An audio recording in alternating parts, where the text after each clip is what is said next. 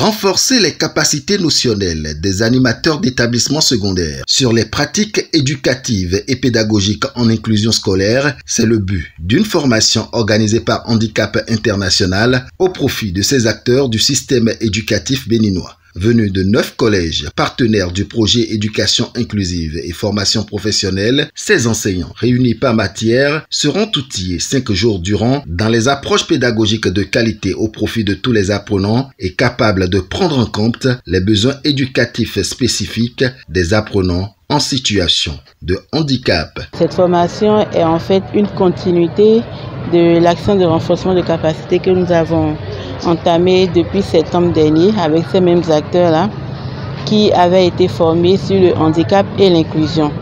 Donc, sur 5 jours à partir d'aujourd'hui, ils seront entretenus sur les pratiques éducatives et pédagogiques en inclusion scolaire. Pratiques éducatives en inclusion scolaire, pourquoi? Parce que lorsqu'on parle d'enfants handicapés, on parle forcément de spécificité. Et donc, pouvoir tenir compte des besoins des enfants handicapés en situation de classe, c'est pouvoir adapter aussi bien notre pédagogie à la déficience au handicap de l'enfant, également adapter notre environnement pour mieux accueillir l'enfant et lui permettre de pouvoir accéder à notre cours.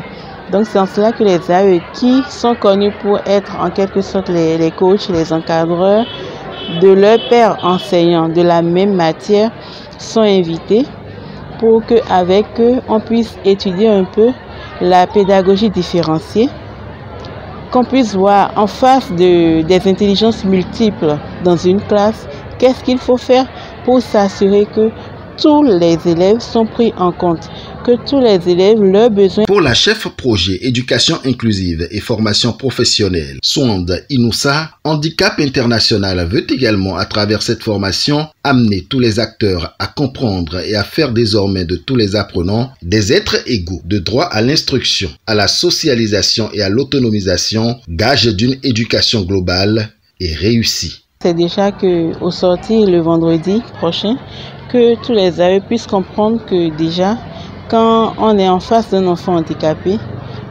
non seulement on demande d'accord à l'enfant de s'adapter en quelque sorte à son environnement, mais nous-mêmes, nous devons nous adapter à la condition de l'enfant. Et donc, c'est que les AE puissent comprendre que face à chaque type de handicap, il faut faire appel à une certaine pédagogie. Il faut faire appel à une certaine adaptation. Le besoin que nécessite l'enfant handicapé physique n'est pas le même que nécessite l'enfant malvoyant.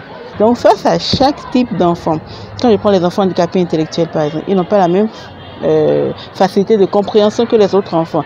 Donc l'enseignant qui déjà sait, grâce à l'observation que lui-même il fait de sa classe, qui sait qu'il a cet enfant-là dans sa classe, il sait déjà à quoi s'attendre et comment il doit faire pour que l'enfant aussi ait accès au savoir qu'il est venu dispenser. Première journée de formation, riche en activités et partage d'expériences et connaissances en éducation inclusive qui permet à quelques participants d'en mesurer l'importance et la portée. C'est vrai que la formation doit durer 5 jours, nous sommes au premier jour et je peux dire que pour les activités que nous menons déjà, ça permet de renforcer chaque enseignant, chaque participant dans les missions qui sont les leurs, c'est-à-dire les missions de l'éducation, de l'enseignement et après quel serait le rôle que chaque enseignant a conduit à mener dans sa classe pour un enseignement d'inclusion, de manière toujours à ce que l'école soit un lieu d'apprentissage pour aussi bien l'élève, l'apprenant normal que l'handicapé.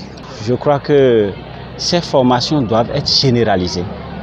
Ça doit être généralisé parce que ça doit impacter plus de cibles pour que nous puissions accepter. Tout à l'heure, nous avons participé à une scène où un enfant a mené un parent a mené son enfant malvoyant et l'enseignant a rejeté parce qu'il n'a pas les moyens.